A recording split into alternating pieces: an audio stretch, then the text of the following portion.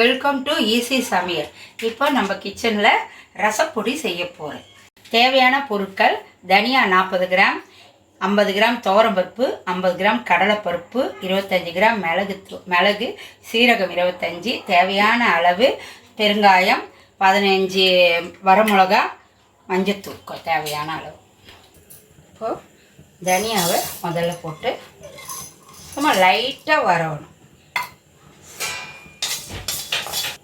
இப்போது தனியா பருப்பு, இப்போ துவரம் பருப்பு,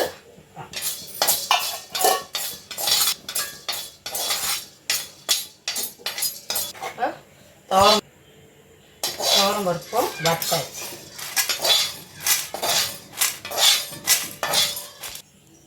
இப்போ கடலைப்பருப்பு.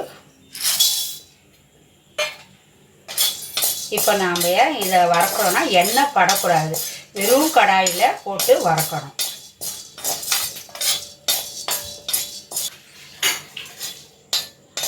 இப்போ கடலைப்பருப்பும் வறந்துச்சு.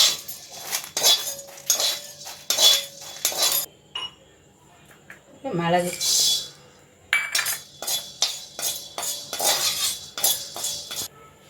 மிளகும் வறந்து,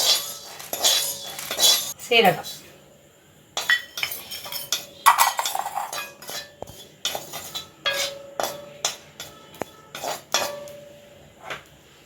சீரகமும் பறந்துடுச்சு.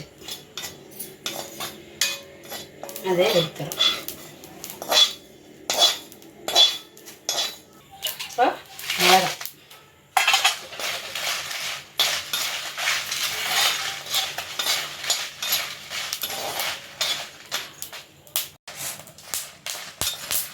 மிளகாவும் வரணும்.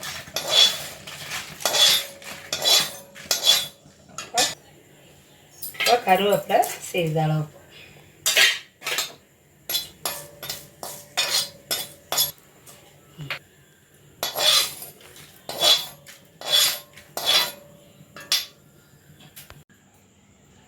எல்லாம் ஆறிடுச்சு. இப்போ நம்ம வறுத்து வச்சதெல்லாம் ஆறிடுச்சு. இதை நான் மிக்ஸி ஜாரில் போடுறேங்க.